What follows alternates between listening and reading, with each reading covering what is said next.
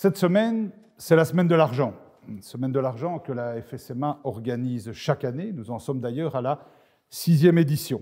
Et beaucoup de classes y participent. Savez-vous que chaque année, ce ne sont pas 7 000, mais 70 000 élèves qui participent à la semaine de l'argent en jouant avec nos jeux centrés sur la gestion d'un budget au quotidien. Alors bien sûr, cette année est un peu particulière. Pour les raisons sanitaires, vous connaissez, nous n'avons pas la possibilité de venir dans votre classe, mais ça ne fait rien. Nous avons dès lors décidé de vous proposer de suivre un cours depuis le Wikifinlab de la FSMA. Alors aujourd'hui, la leçon porte sur un sujet important, parce que nous savons qu'un certain nombre d'entre vous veulent créer leur propre entreprise et veulent devenir indépendants. Et qui est la personne la mieux placée, bien entendu, pour vous parler de ça? Monsieur David Clarinval, qui est le ministre en charge notamment des classes moyennes, des PME et des indépendants. Et grâce aux explications du ministre, vous aurez des foules d'informations à propos de ce qu'il faut savoir avant de lancer son entreprise, quelles sont les démarches concrètes à entreprendre au moment de vous lancer, autant de raisons pour lesquelles il ne faut pas hésiter à poser vos questions au ministre, et ce via le chat pendant le cours.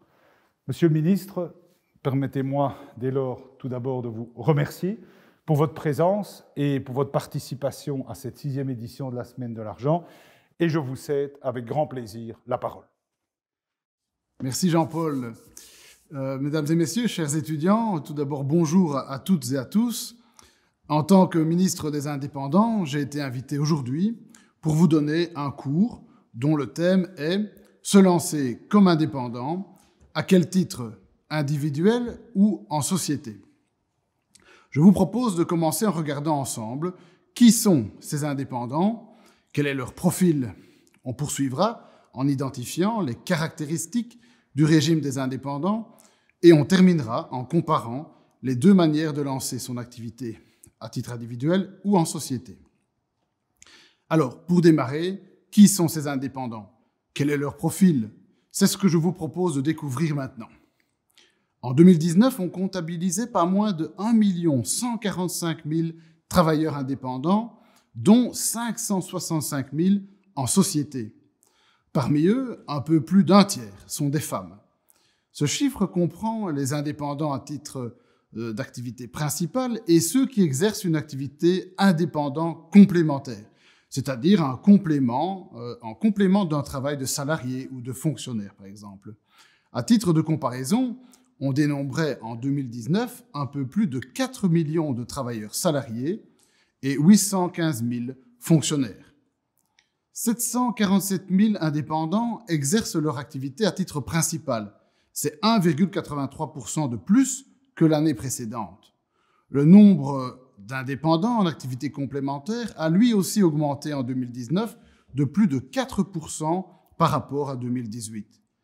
L'augmentation du nombre d'indépendants en activité complémentaire est plus forte chez les femmes que chez les hommes, plus 5,6% chez les femmes contre 3,76% chez les hommes. Dans quel secteur ces indépendants travaillent-ils? Les 3 secteurs où l'on retrouve le plus grand nombre d'indépendants sont les professions libérales, près de 360 000 indépendants, ce sont les médecins, les dentistes par exemple, le commerce ensuite, et avec 330 000, et l'industrie, 264 000, avec des mécaniciens indépendants par exemple. Depuis le 1er janvier 2017, les étudiants comme vous qui exercent une activité indépendante peuvent bénéficier d'un nouveau statut, c'est le statut d'étudiant indépendant. Au 31 décembre 2019, on comptait 7 203 étudiants indépendants. À quoi ce nouveau statut sert-il? Si vous souhaitez proposer vos services de réparation d'informatique, par exemple, devenir étudiant indépendant peut être une bonne idée.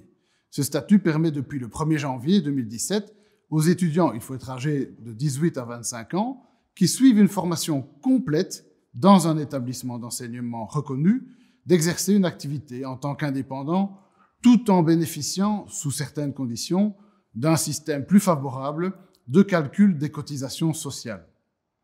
Pourquoi toutes ces personnes ont-elles fait le choix de devenir indépendants? Choisir de devenir indépendant, c'est choisir l'autonomie pour construire son projet. Ne pas avoir de patron. Gérer comme on veut, c'est la liberté. décider d'avoir un rôle essentiel aussi pour l'économie.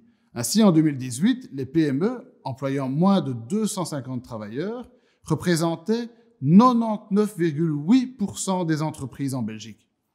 Mais attention, car devenir indépendant, c'est aussi assumer une double responsabilité. Premièrement, celle d'exercer sa profession dans les règles de l'art. Ensuite, respecter des obligations légales en matière fiscale et sociale.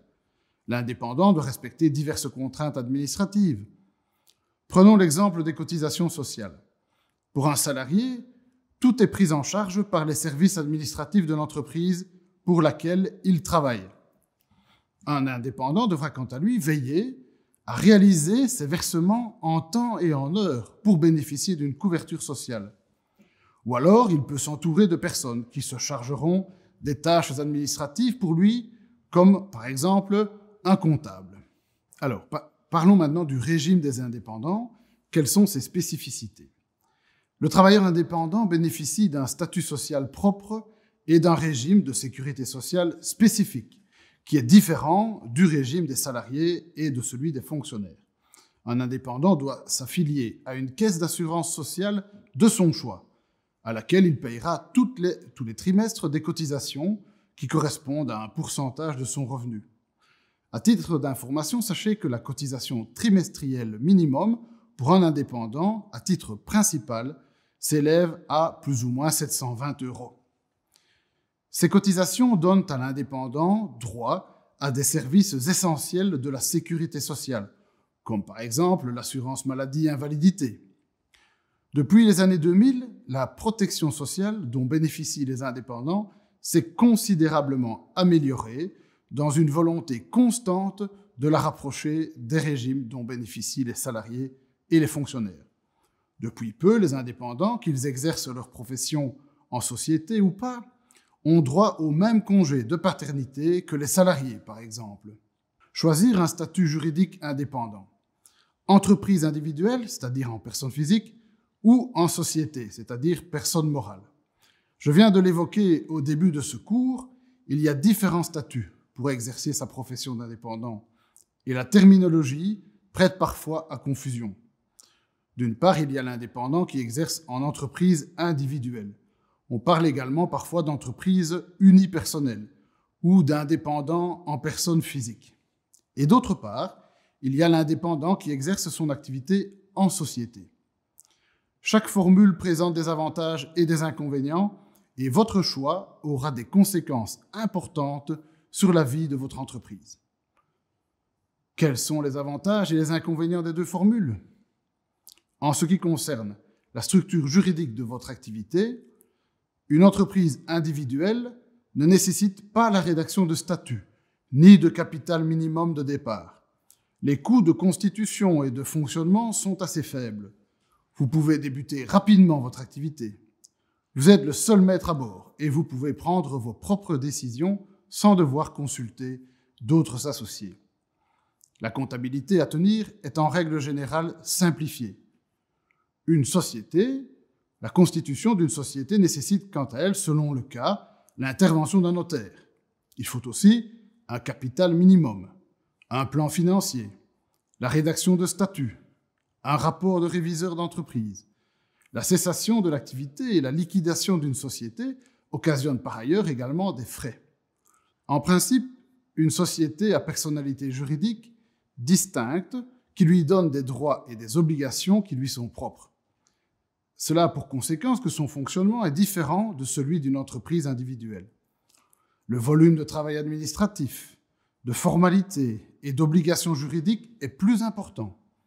Les obligations comptables sont plus nombreuses. En général, il y a la tenue d'une comptabilité complète, le dépôt des comptes annuels à la Banque nationale. Il faut aussi tenir compte des organes de la société, l'administration de l'Assemblée générale, par exemple, sans lesquels aucune décision importante ne peut être prise. La responsabilité de l'entrepreneur, c'est essentiel comme élément. C'est très important à prendre en compte avant de choisir entre une entreprise individuelle et la société. La question de la responsabilité de l'entrepreneur. Dans une entreprise individuelle, il n'y a pas de séparation entre le patrimoine affecté à l'activité professionnelle et le patrimoine privé de l'entrepreneur. Par contre, dans le cas d'une société, il y a séparation entre les biens de l'entreprise et les avoirs de l'entrepreneur.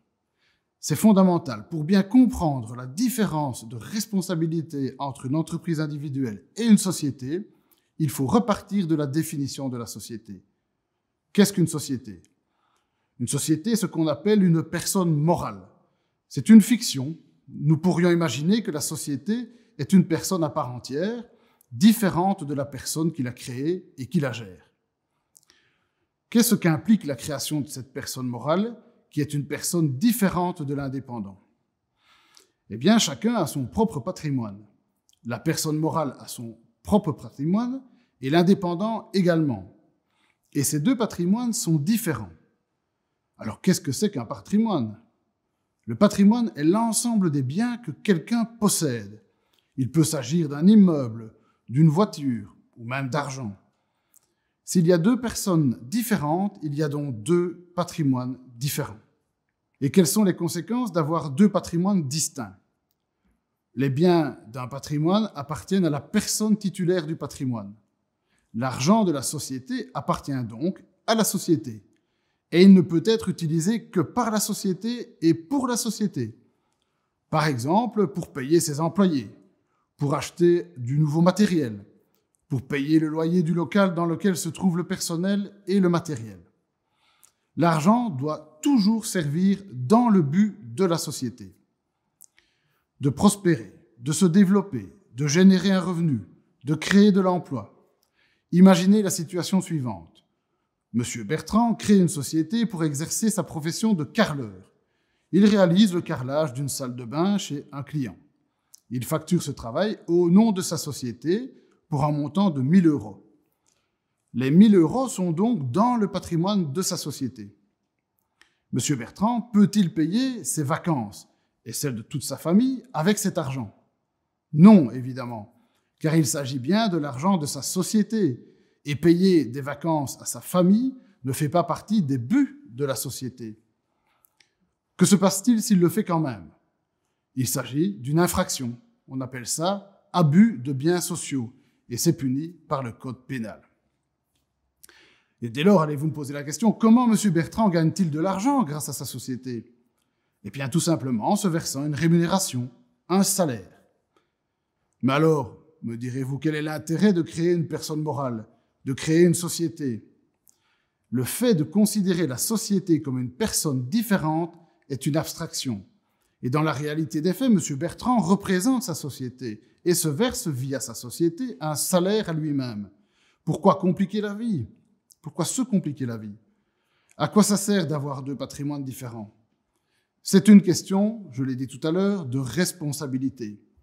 Dans une entreprise individuelle, il n'y a pas de séparation entre le patrimoine affecté à l'activité professionnelle et le patrimoine privé de l'entrepreneur. L'entrepreneur est donc responsable des engagements de son entreprise. Et ceci n'est évidemment pas sans risque.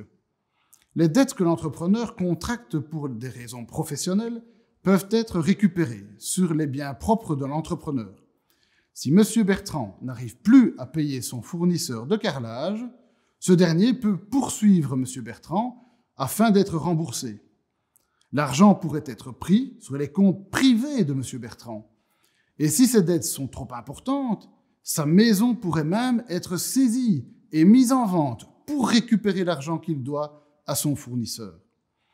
Dans une société, en revanche, et c'est ça, c'est fondamental, on peut faire une séparation claire entre les biens de la société et les avoirs de l'entrepreneur. Une partie du patrimoine privé peut donc être protégée du risque entrepreneurial. Au niveau des sociétés, la responsabilité peut être limitée ou illimitée. Dans les sociétés à responsabilité limitée, l'actionnaire ne peut être tenu à rembourser les dettes de l'entreprise qu'à concurrence de l'argent qu'il a investi dans la société. Les avoirs personnels des actionnaires sont donc protégés. Cela signifie que les créanciers de la société ne peuvent pas se faire rembourser leurs créances grâce au patrimoine personnel des actionnaires. En d'autres termes, en société, la maison de M. Bertrand ne fait pas partie du patrimoine de la société. Elle ne sera pas saisie ni vendue pour rembourser les dettes de la société. Ceci est le principe même, s'il y a évidemment toujours certaines exceptions à cette règle, mais que nous n'approfondirons pas ici. Il y a aussi des sociétés à responsabilité illimitée. Les associés mettent leur propre patrimoine en garantie des dettes éventuelles de la société. Si la société n'est pas capable de rembourser ses dettes, ses créanciers peuvent obtenir le remboursement de leur argent grâce au patrimoine privé des associés. Ce type de statut de société est rare et je pense que je ne dois pas vous expliquer pourquoi. Les autres éléments à prendre en compte dans votre choix entre personnes physiques et société. Nous avons vu que le choix entre une entreprise individuelle ou une société a un impact au niveau de la constitution de l'entreprise, de son fonctionnement et au niveau de la responsabilité de l'entrepreneur. Toutefois, d'autres éléments doivent aussi être pris en compte lorsqu'un entrepreneur fait le choix d'une des deux formules. Le régime fiscal. Dans le cas d'une entreprise individuelle, les revenus de l'entrepreneur sont soumis au régime de l'impôt des personnes physiques. Dans le cas d'une société, les revenus de la société sont soumis au régime de l'impôt sur les sociétés, qui, en principe, est plus bas. Le financement également. Une société offre la possibilité juridique d'attirer des partenaires qui souhaitent investir dans l'entreprise. Une société offre donc la possibilité d'attirer plus de moyens pour exercer l'activité. La coopération avec une ou plusieurs associés est aussi possible. La formule de la société permet d'attirer des partenaires qui, outre leur rapport en capital, peuvent également s'engager activement pour la société. Le droit des sociétés permet en effet de définir juridiquement la coopération avec un ou plusieurs partenaires. La continuité de l'entreprise aussi est un élément important. Dans le cas d'une entreprise individuelle, la propriété et la gestion de l'entreprise ne font qu'un. Si l'entrepreneur vient à mourir, le droit successoral implique que le fonds peut être partagé entre plusieurs héritiers. Dans le cas d'une société, le fondateur et sa société sont des personnes juridiquement distinctes. De ce fait, l'existence de la société n'est pas compromise si le fondateur décède. La société ne meurt pas en même temps que son patron. Choisir entre créer une entreprise individuelle ou une société doit être l'aboutissement d'une réflexion approfondie et adaptée à votre projet d'entreprise. N'hésitez donc jamais à demander conseil auprès d'un notaire, un avocat, un conseiller d'entreprise, un comptable ou un fiscaliste. Les démarches à réaliser, je vous le rappelle, il y a moins de démarches à réaliser pour une entreprise individuelle que pour une société, car pour mettre sur pied une société, vous devez en principe passer chez le notaire, ce qui n'est pas le cas pour une entreprise individuelle.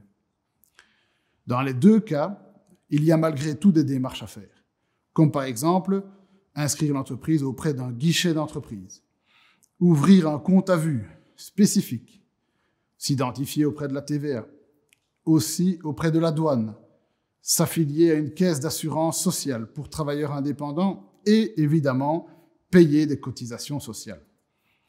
S'affilier à une mutuelle de votre choix pour bénéficier des prestations de l'assurance maladie-invalidité.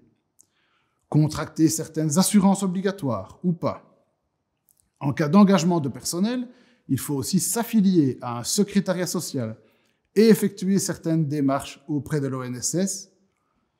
Pour réaliser ces formalités, vous pouvez bénéficier de différents types d'aides auprès notamment des services publics qui mettent différents sites à votre disposition afin de vous aider à clarifier votre projet et vous éclairer sur les démarches administratives, les possibilités de financement, mais aussi les aides disponibles, les risques éventuels.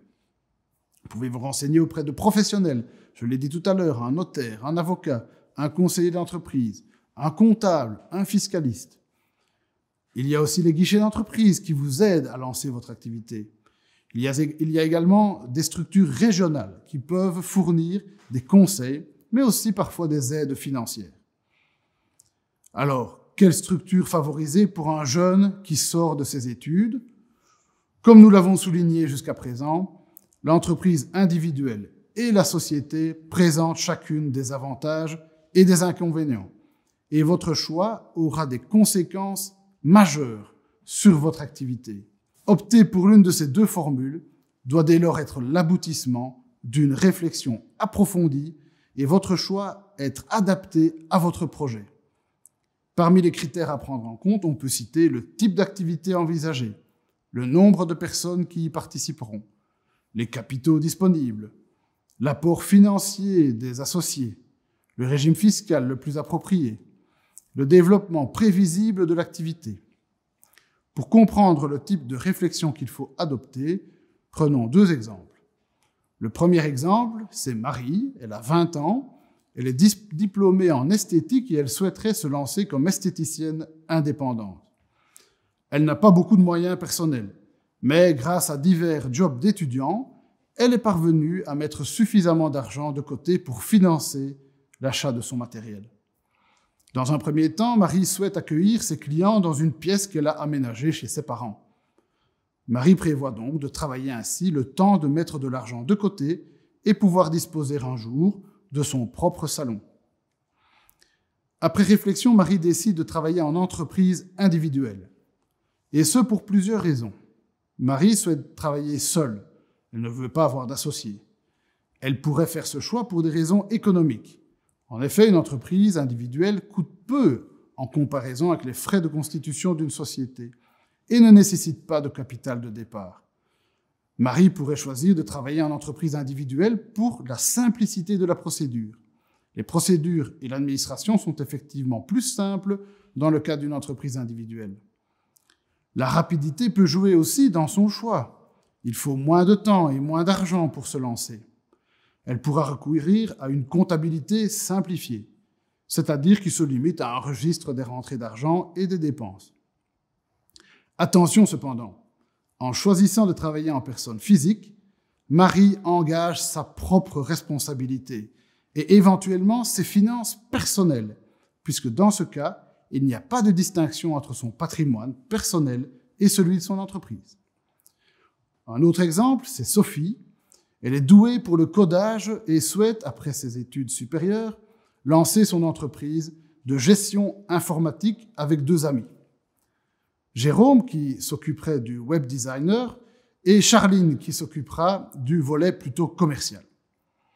Pour lancer leur entreprise, ils sont conscients qu'ils vont avoir besoin de trouver des moyens supplémentaires, car le matériel coûte cher. Ils ont donc parlé de leur projet autour d'eux, et ils ont trouvé quelqu'un qui est prêt à investir dans leur entreprise en devenant actionnaire. Après réflexion, Sophie, Jérôme et Charline décident donc de créer une société. Et ce pour plusieurs raisons. Tout d'abord, pour plus de sécurité.